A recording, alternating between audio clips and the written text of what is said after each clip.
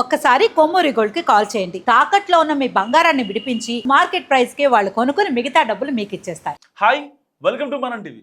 నేను మీ మనోజ్. మనం ఉన్నది మన కోసం. మావోయిస్టులు 40 మంది పోలీసులకు లొంగిపోయారు తెలంగాణలో.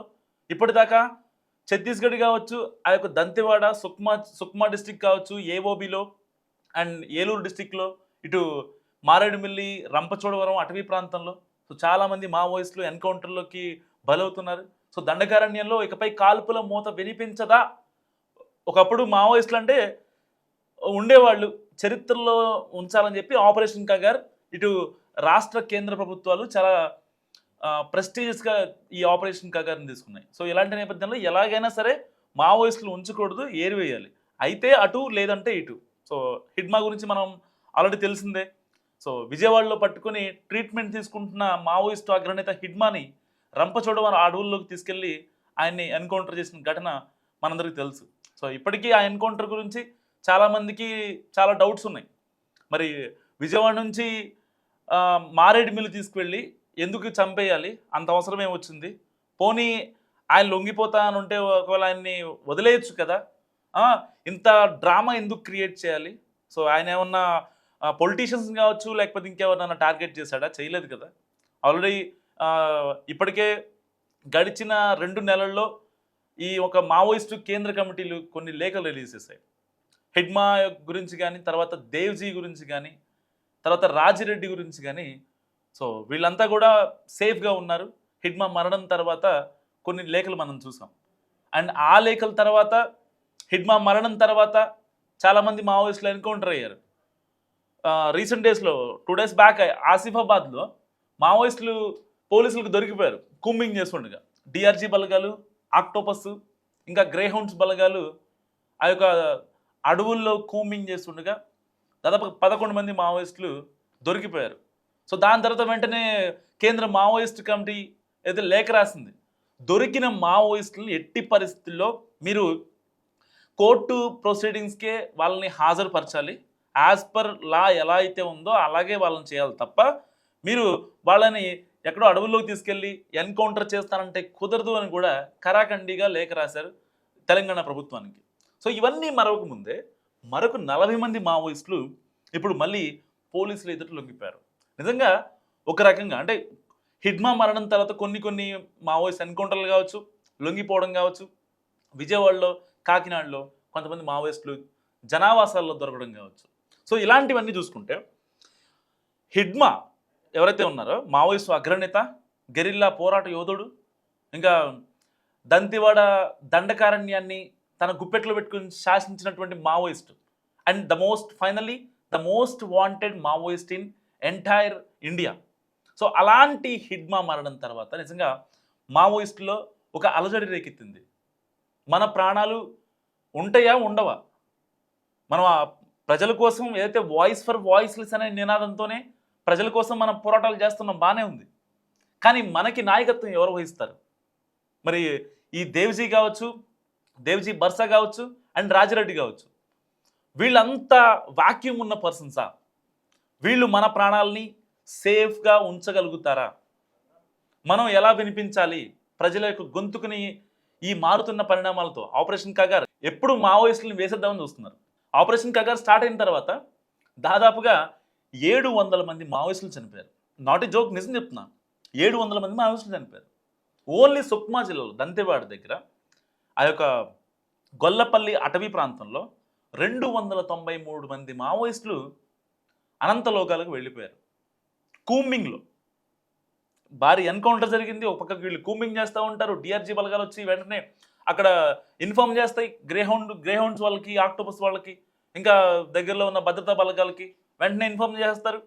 డిఆర్జీ ఫస్ట్ రంగంలో దిగిన తర్వాత వెంటనే ఈ గ్రేహౌండ్స్, ఆక్టోపస్ వాళ్ళు వెళ్ళి మావోయిస్టులు ఉన్న జాడని కనిపెట్టి సో చుట్టూ రౌండ్ వేసేసి మొత్తం వాళ్ళని మట్టు పెట్టేస్తారు. సో ఇంకా ఒక మావోయిస్ట్కి 100 మంది భద్రతా బలగాలు ఉంటాయి. సో వాళ్ళు తప్పించుకోవడానికి స్పేస్ లేదు. ఇలాంటి నేపథ్యంలో అసలు మావోయిస్టులు ఇకపై మన బతుకు తెరువు కష్టమే.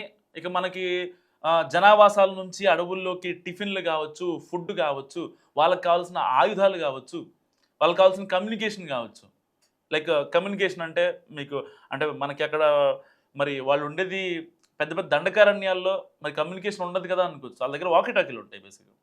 సో ఆ వాకీ టాకీలతో వాళ్ళు కమ్యూనికేషన్ ఇచ్చుకుంటూ ఉంటారనమాట. సో ఫర్ ఎగ్జాంపుల్ మొన్న ఒక 1 వీక్ బ్యాక్ ఒక కాంట్రాక్టర్ని మావోయిస్టులు ఎన్కౌంటర్ చేశారు. ఎంత దారుణంగా అంటే టెస్టికల్స్ని, పురుషులకు ఉండే టెస్టికల్స్ మీద కొట్టి ఎంత కిరాతకంగా చంపాలో అంత కిరాతకంగా చంపారు. ఎందుకో తెలుసా? రీజన్ అంటే తెలుసా? ఆ యొక్క కాంట్రాక్టర్ 2014 నుంచి 2024 వరకు 2 ప్రభుత్వాలు మారాయి. ఒకటి టీడీపీ, 2 వైసీపీ. సరే ఇప్పుడుంది కూటమి ప్రభుత్వం అనుకోండి, ఓకే.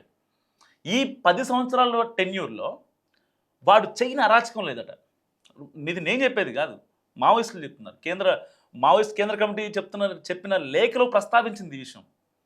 ఎందుకు మరి ఆయన్ని ఆ యొక్క కాంట్రాక్టర్ని ఎందుకు ఎన్కౌంటర్ చేశారని అడిగితే దానికి వాళ్ళు ఇచ్చిన సమాధానం, కేంద్ర కమిటీ ఇచ్చిన సమాధానం, సో వీడు చేయని అరాచకం లేదు, ప్రజల సొమ్మును దోచుకున్నాడు, పని చేయకుండానే బిల్లులు పెట్టేసి ఎంత చెయ్యాలో అంత దోచేశాడు. సో వీడు ఒక పెద్ద అవినీతి తిమింగలం, తేరగా సొమ్ము ఎక్కడి నుంచి వచ్చింది దోచుకుందాం, ప్రజల మీద నెట్టేద్దాము. సో అంత కొంత ఎవరైతే కొంచెం పొలిటికల్గా యాక్టివ్ ఉంటారో, ఏ పార్టీ అయినా సంబంధం లేదు వీడికి, ఏ పార్టీ అయినా సంబంధం ఉండదు. వైసీపీ, టీడీపీ, జనసేన ఏం ఉండదు. అధికారంలో ఎవరుంటే వాళ్ళ కొమ్ము కాసేసి వీడు బయటికి లోపలికి వెళ్లకుండా చూసుకుంటూ ఉంటాడు అనమాట. ఎందుకంటే చేసే మొత్తం పత్యాపరాలు కదా. సో అలాంటి వ్యక్తిని చంపితే మీకు ఎందుకు అంత పొడుచుకొస్తుందని చెప్పి మావోయిస్టు కేంద్ర కమిటీ కేంద్ర రాష్ట్ర ప్రభుత్వాలని నిజంగా కుండ బద్దలు కొట్టినట్టు మాట్లాడింది. ఎవరు మాట్లాడలేకపోయారు దానికి ఆపోజిట్గా. ఎందుకు మాట్లాడతారు? ఆ కాంట్రాక్టర్ చేసినవన్నీ వాడి మీద రౌడీ షీటర్ కూడా ఉంది. సరే వాడిని పెద్ద చంపేసిన పెద్ద ప్రాబ్లం లేదనుకోని చెప్పి గమనం అయిపోయారు కేంద్ర రాష్ట్ర ప్రభుత్వాలు కూడా. మళ్ళీ ఇప్పుడు మావోయిస్టు కమిటీ మళ్ళీ ఒక లేఖ రాసింది, మా వాళ్ళు లొంగిపోతే లొంగిపోతారు, ఇబ్బంది ఏం లేదు. సో మేము ఇంకా పోరాటాలని సిద్ధం చేద్దామని అనుకుంటున్నాం. ఎందుకంటే గతంలో 2-3 లేఖలు రాసినప్పుడు మేము చాలా క్లియర్గా కరాఖండిగా చెప్పేశాం. ఏమని? ఇకపై మేము గన్నులను పక్కన పెట్టేస్తాం, పెన్నులను పట్టుకుంటాం. ఒకవేళ ఏమన్నా మేము చెయ్యాలి, మా మీద నజరానా ఉంది, మా వయసుల మీద కొంతమంది మీద నజరానా ప్రకటించారంటే మేమే వచ్చి లొంగిపోతాం, మాకు కొంచెం టైం ఇవ్వండి. February 21 I think. సో అప్పటివరకు మాకు టైం ఇవ్వండి. గ్రౌండ్లో ఉన్న మావోయిస్టులు ఎవరైతే అగ్రనేతలు లైక్ దేవ్జీ కావచ్చు, బర్సా కావచ్చు, ఇంకా దేవ్జీ కావచ్చు, ఇంకా చలపతి అండ్ దేవ్జీ కావచ్చు, రాజిరెడ్డి కావచ్చు, అండ్ బాలకృష్ణ కావచ్చు, గణేష్ కావచ్చు, కట్టా రామచంద్ర రెడ్డి కావచ్చు, అండ్ బసవరాజు కావచ్చు. సో ఇలాంటి మావోయిస్టులు అందరూ కూడా మా వాళ్ళు సేఫ్గా ఉన్నారు, ఇబ్బంది ఏం లేదని చెప్పి ఈ యొక్క కేంద్ర కమిటీ లేఖ రాసింది. దీని తర్వాత ఇప్పుడు 40 మంది మావోయిస్టులు లొంగిపోయిన తర్వాత ఇప్పుడు చాలా మందిలో డౌట్స్ వస్తున్నాయి. అసలు దేవ్జీ హిడ్మా ఎన్కౌంటర్ తర్వాత దేవ్జీ ఉనికి లేదు. ఈ తెలంగాణలో కావచ్చు, ఏఓబీలో కావచ్చు, ఛత్తీస్గఢ్లో కావచ్చు, దంతెవాడలో కావచ్చు, ఎక్కడ కూడా ఉనికి లేదు. అసలు దేవ్జీ బతికే ఉన్నాడా అనే ఒక డౌట్ వస్తుంది చాలా మందిలో.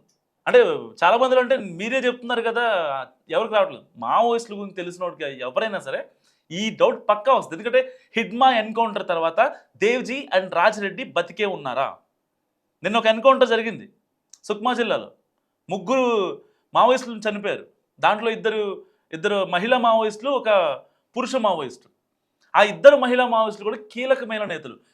హిడ్మాకి అంటే హిడ్మా చేసే కొన్ని ఆపరేషన్స్ ఏవైతే ఉంటాయో, లైక్ హిడ్మా 2014 నుంచి మావోయిస్ట్ ఉద్యమంలో యాక్టివ్గా ఉన్నాడు. సో ఇయర్లీ వైజ్ వాళ్ళకి ప్లాన్ ఆఫ్ యాక్షన్స్ మారుతూ ఉంటాయి, వాళ్ళ టీం చేంజ్ అవుతూ ఉంటుంది. సో ఎంత టీం చేంజ్ అయినా సరే హిడ్మాకి ఉన్న 3 లేయర్ సెక్యూరిటీ, అదే 30 మంది ప్రాపర్ ట్రైన్డ్ మావోయిస్టులు ఆయనకి సెక్యూరిటీగా ఉంటారు. సో ఆయనకి లెఫ్ట్ హ్యాండ్, రైట్ హ్యాండ్ ఉంటారనమాట. కొన్ని వాటిలో ఈ 2 మహిళలు కూడా ఉన్నారు.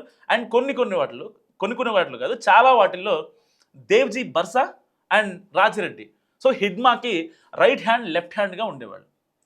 సో వీళ్ళు చాలామంది జవాన్లను చంపేశారు, చాలామంది పొలిటికల్ వాళ్ళని చంపేశారు. ఎవరైతే జనాల సొమ్ముకి అలవాటు పడి స్మగ్లింగ్లు ఇలాంటి పత్యాపరాలు చేస్తూ ఉంటారో వాళ్ళని చంపేశారు వాళ్ళు. దానికి కూడా ఏమనలేదు. తర్వాత 1 ఫైన్ డే ఎప్పుడైతే హిడ్మా ఎన్కౌంటర్కి ముందు 2022 ఐ థింక్, ఈ ఛత్తీస్గఢ్ హోమ్ మినిస్టర్ ఇంటికి వెళ్ళి చెప్పారనమాట. ఏమని? మీ వాడి మీద 1,10,00,000 నజరానా ప్రకటించాం, సో కావాలంటే ఆ డబ్బులు చేసుకొని మీ ఫ్యామిలీ మంచిగా ఉండండి, హిడ్మాన్ మాత్రం మాకు లొంగిపోమని చెప్పండి, చంపేయం మేము, అతి క్రూరంగా అయితే చంపేయం అని చెప్పి ఛత్తీస్గఢ్ హోమ్ మినిస్టర్ వెళ్ళి డైరెక్ట్గా చెప్పినా సరే హిడ్మా వాళ్ళ మదర్ ఎవరైతే ఉన్నారో పూవర్తి గ్రామం, ఛత్తీస్గఢ్ స్టేట్ సుక్మా జిల్లా పూవర్తి గ్రామం వాళ్ళది, పేరు గుర్తుపెట్టుకోండి, పూవర్తి గ్రామం. సో ఆ గ్రామానికి వెళ్ళి చెప్పారనమాట. ఆ గ్రామానికి ఫస్ట్ టైం హోమ్ మినిస్టర్ వెళ్ళడం కేవలం హిడ్మా కోసం వెళ్ళారు. సరే హిడ్మా కోసం ఎందుకు వెళ్ళారు, దాని గురించి పెద్ద టాపిక్ ఉంది. ఎందుకు హిడ్మా కోసం వెళ్ళారు? హిడ్మా ఛత్తీస్గఢ్ ఏదైతే ఆ స్టేట్లో ఉన్న అడవుల మొత్తాన్ని ఈ సుక్మా డిస్టిక్ కావచ్చు, దంతెవాడ కావచ్చు, ఇంకా పాలకొల్లు కావచ్చు, సో ఇలాంటి గొల్లపల్లి అటవీ ప్రాంతం కావచ్చు, వీటన్నిటికీ హిడ్మా కాపలా కాస్తున్నాడు. ఒక్క దొంగ అంటే ఒక్క దొంగ బయటికి పోలేదు, అది ఏదైనా సరే. కానీ హిడ్మా ఎన్కౌంటర్ తర్వాత కట్ చేస్తే చక్కగా గ్రీన్గా ఉండాల్సిన కొండలన్నీ ఆ హిల్ స్టేషన్స్, అక్కడ ఛత్తీస్గఢ్ హిల్ స్టేషన్ చూస్తే మారేడుమిల్లి అలాంటి హిల్ స్టేషన్ గుర్తొస్తాయి, అరకు లోయ గుర్తొస్తుంది, అంత బాగుంటుంది. కానీ ఇప్పుడు కట్ చేస్తే రీసెంట్గా హిడ్మా ఎన్కౌంటర్ తర్వాత ఆ హిల్ స్టేషన్స్ మొత్తం కూడా ఎర్రగా అయిపోయి మొత్తం ఆ మినరల్స్ మొత్తం తవ్వేస్తున్నారు. కార్పొరేట్కి వెళ్ళిపోయినాయి. ఎవరికి అర్థం కాని విషయం, ఎవరికి తెలియదు. కేవలం అందరూ ఏమనుకుంటారు తెలుసా, మావోయిస్టుల గురించి మాట్లాడుతున్నారు, మావోయిస్టులను చనిపోయారంటున్నారు, మావోయిస్టులు లొంగిపోయారు అనుకుంటున్నారు. విజయవాడలో ఉన్న హిడ్మాని ఆ హాస్పిటల్లో, రమేష్ హాస్పిటల్లో విజయవాడలో హిడ్మా చికిత్స పొందుతుంటే మారేడుమిల్లి తీసుకెళ్ళి చంపేశారా, ఓకే ఫైన్, అంతే, అక్కడ దాకే ఉంటుంది. కానీ హిడ్మా మరణం తర్వాత అక్కడ జరిగే దోపిడీ నిజంగా ఎవరికి తెలియదు. ఇదంతా ఓపెన్ ఫ్యాక్ట్. ఇప్పుడు గట్టిగా మాట్లాడితే నన్ను కూడా అర్బన్ నక్సలైట్ అంటారు, సీరియస్గా అంటారు. కానీ ఓపెన్ ఫ్యాక్ట్ జరుగుతుందే ఇది. ఎవరికి అర్థం కావట్లేదు ఈ విషయం, చాలామంది తెలియదు.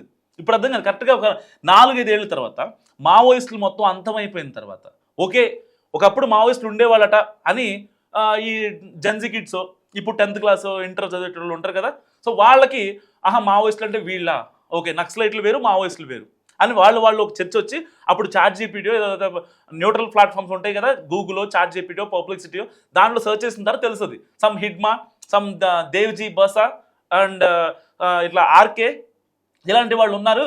సో వాళ్ళు కాపాడారు మనల్ని, ప్రజల హక్కులుగా తరపున వాళ్ళు కాపాడేవాళ్ళు, they are voice for voiceless అని చెప్పి అప్పుడు అర్థం అవుద్ది ఈ పిల్లలకి, 2K కిడ్స్కి.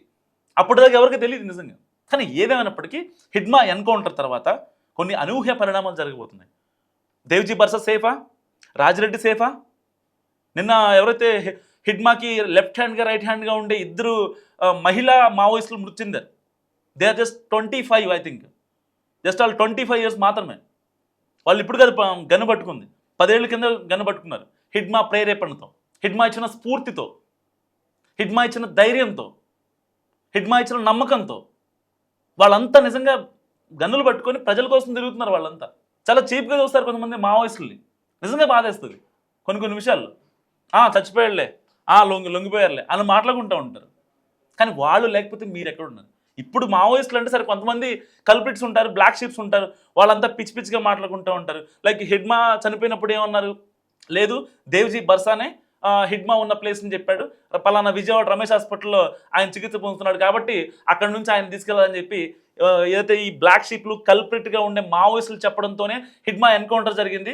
దాదాపుగా 400 కిలోమీటర్లు మారేడుమిల్లి అటవీ ప్రాంతంలో లోపల తీసుకెళ్ళి ఎన్కౌంటర్ చేశారని చెప్పి చాలామంది మాట్లాడుకున్నారు. సో దాని తర్వాత కట్ చేస్తే ఏంటి, మావోయిస్ట్ కమిటీ ఒక క్లారిటీ ఇచ్చింది, దేవ్జీ బర్సాకి, రాజిరెడ్డికి హిడ్మా మరణానికి సంబంధమే లేదని చెప్పి తెలిసిన తర్వాత అప్పుడు కేంద్ర మావోయిస్ట్ కమిటీ ఎవరైతే ఫేక్ మావోయిస్టులు ఉన్నారో, డబ్బుల కోసం ఎవరు లొంగుతున్నారో, ప్రలోభాలకి లొంగే వాళ్ళని, బేసిక్గా మావోయిస్టులు ప్రలోభాలకు లొంగరు, వాళ్ళు మందు తాగరు. ఒకవేళ మందు తాగేవాళ్ళు ఎవరన్నా ఆదివాసీ గిరిజనుల దగ్గర ఉండే మేబీ ఏమంటారు సారా ఇది తాగుతారేమో మేబీ, అంతే. అది చాలా రేర్ కేసెస్, ఎందుకంటే మైండ్ డైవర్ట్ అయిపోద్ది. వాళ్ళు వచ్చిన ఒకటే ఎయిమ్తో, వాళ్ళ మైండ్లో అంబిషన్ ఇన్ మైండ్ ఒకటే ఉంటుంది, ఇంకేం ఉండదు. ప్రజల హక్కులు, వాయిస్ ఫర్ వాయిస్లెస్ అనేది మాత్రమే ఉంటుంది, ఇంకేం ఉండదు వాళ్ళకి. పాపం గన్ను పట్టుకున్నప్పుడు సిద్ధపడిపోతారు వాళ్ళు. మేము చనిపోవడానికైనా రెడీ, మేము ప్రజల కోసం మా ప్రాణాలు విడిచిపెట్టడానికైనా మేము రెడీ అని చెప్పి గన్ను పట్టుకుంటారు వాళ్ళు. గన్ను పట్టుకునే వాళ్ళు ఎంతమంది ఉంటారు చదువుకున్న వాళ్ళు, ఎంఎస్సీలు, బీఈడీలు, డిగ్రీలు, బీకామ్ కంప్యూటర్స్లు. అప్పట్లో బీకామ్ కంప్యూటర్స్ మామూలు విషయం కాదు. ఒక 10 ఏళ్ల క్రితం బీకామ్ కంప్యూటర్స్ అంటే మామూలు విషయం కాదు. సరే 10 ఏళ్ల క్రితం బీటెక్లు, ఎంటెక్లు, ఎంబీఏలు చేసిన వాళ్ళు కూడా ఉన్నారు. కానీ హిడ్మా మరణం తర్వాత జరుగుతున్న పరిణామాలు చూస్తుంటే ఏ మావోయిస్టు సేఫ్ కాదన్న భావన నిజంగా సామాన్యుల్లో ఆల్రెడీ అర్థమైపోయింది. అండ్ మావోయిస్టులు అయితే కనీసం మేము రేపొద్దున బతుకుంటామా, లొంగిపోతే పోద్ది అనేది చాలా క్రిస్టల్ క్లియర్గా అనిపిస్తుంది. వణికిపోతున్నారు మావోయిస్టులు, దండకారణ్యులు. ఒకప్పుడు అడవిని పోలీసు వాళ్ళు వణికించిన మావోయిస్టులు ఇప్పుడు వాళ్ళు వణికిపోతున్నారు. ఇన్నాళ్ళు వీళ్ళు ప్రజలకు సేవ చేశారు ఇండైరెక్ట్గా. ఇప్పుడు ఎవరు సపోర్ట్ ఉంటారు? సపోర్ట్ అంటే మావోయిస్టుల సపోర్ట్ అంటే ఒక్క మాట గుర్తొచ్చింది నాకు. దేవి జంధ్యాల, దేవి గారు ఆమె పేరు. సో ఆవిడ ఇంతకుముందు మావోయిస్టులకి కొంచెం మానవతావాదిగా ఉండేవారు ఆవిడ. సో కొంచెం పెద్ద ఆవిడే. హిడ్మా మరణం గురించి ఏపీ హైకోర్టులో ఒక వ్యాజ్యం వేసింది, ప్రజా ప్రయోజన వ్యాజ్యం ఆవిడ వేసింది. ఏమని అడిగింది తెలుసా? అసలు హిడ్మాని ఎందుకు ఎన్కౌంటర్ చేయాలి? హిడ్మాని డైరెక్ట్గా పట్టుకున్నారు కదా, వాళ్ళ ఆవిడని హిడ్మాని ఎందుకు ఎన్కౌంటర్ చేయాలి? వాళ్ళ పిల్లలు ఏమైపోతారు? వాళ్ళ అమ్మ ఏమైపోద్ది? వాళ్ళ అమ్మ దాదాపుగా 65 ఏళ్ళలో ఉన్న వ్యక్తి, వాళ్ళ అమ్మ ఏమైపోద్ది అని చెప్పి వీళ్ళంతా కూడా మాట్లాడిన పరిస్థితి. కరెక్ట్గా ఈవిడ రేస్ చేసిన పాయింట్ ఏపీ హైకోర్టులో. ఎక్కడో ఎన్హెచ్ఆర్సీకో ఎక్కడికో వెళ్ళి అడగరా, విజయవాడ వెళ్ళి డైరెక్ట్గా అమరావతికి వెళ్ళి వెలగపూడిలోని ఏపీ హైకోర్టుకి వెళ్ళి ఆవిడ ప్రజా ప్రయోజన వ్యాజ్యం దాఖలు చేసింది. దాని గురించి మెజిస్ట్రేట్ విచారణ కొనసాగుతుంది. ఎక్కడైతే రంపచోడవరంలో హిడ్మా ఎన్కౌంటర్ జరిగిందో అదే ప్లేస్లో అక్కడ మెజిస్ట్రేట్ విచారణ జరుగుతుంది. ఏ టైంకి ఆయన తీసుకొచ్చారు, ఏ టైంకి ఆయన్ని ఎన్కౌంటర్ చేశారు, ఎన్కౌంటర్ జరుగుతున్నప్పుడు బిట్వీన్ ఇటు డిఆర్జీ ఆక్టోపస్ భద్రతా బలగాలకి అండ్ అవతల పక్క ఉన్న హిడ్మాకి ఏమన్నా కాన్వర్సేషన్ జరిగిందా, లైక్ లొంగిపోమని కావచ్చు, ఇంకోటి కావచ్చు, ఇలాంటి కాన్వర్సేషన్ ఏమన్నా జరిగిందా అని చెప్పి ఆవిడ కంప్లీట్ నాకు ఒక విచారణ కావాలి. సో ట్రాన్స్పరెంట్గా ఉండాలి, చాలా పారదర్శకంగా ఉండాలి, ఎలాంటి ఒత్తిళ్ళు ఎలాంటి కుట్రలు ఉండకూడదు. సో దీనిపైన సిబిఐ విచారణ ఏంటి అని చెప్పి అడిగింది. అసలు మావోయిస్టు చనిపోయిన దాని మీద ఒక సిబిఐ విచారణ, ఒక హైకోర్టు లాంటి ఒక అత్యున్నత న్యాయస్థానాలకు వెళ్ళి ప్రజా ప్రయోజన వ్యాజ్యం దాఖలు చేయడం అంటే మామూలు విషయం కాదు.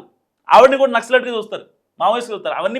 అవన్నీ కేర్ చేయలేదు ఆవిడ. నిజంగా చాలామందికి ఆవిడ ఆదర్శం. సో ఇన్ని కాన్సిక్వెన్సెస్ హిడ్మా మరణం తర్వాత. సో లొంగిపోతున్న మావోయిస్టులు మరి సేఫా కాదా? మీరేమనుకుంటున్నారు? మస్ట్ కామెంట్ చేయండి. చూస్తూనే ఉండండి మనం టీవీ.